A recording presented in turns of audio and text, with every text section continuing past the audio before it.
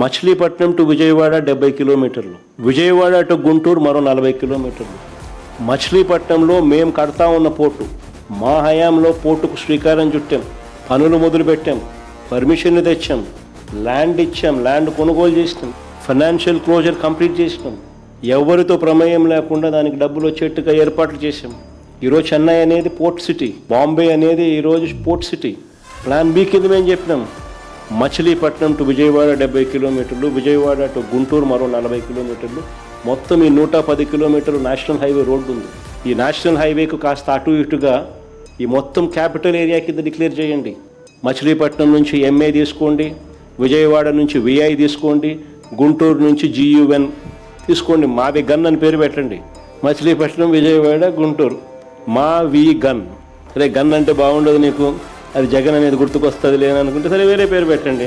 బ్రహ్మాండమైన 110 కిలోమీటర్లు క్యాపిటల్ ఏరియాని డిక్లేర్ చేయండి కారిడార్ కింద. కనీసము ప్లాన్ బి అన్న కనీసం పిక్చర్లోకి వస్తే అట్లీస్ట్ నువ్వు పెట్టే 2 లక్షల కోట్ల రూపాయలు ఈ రాజధాని ప్రాంతంలో, అది అయ్యేది కాదు, సచ్చేది కాదు. ఆ 2 లక్షల కోట్లలో 10% పెడితే చాలు.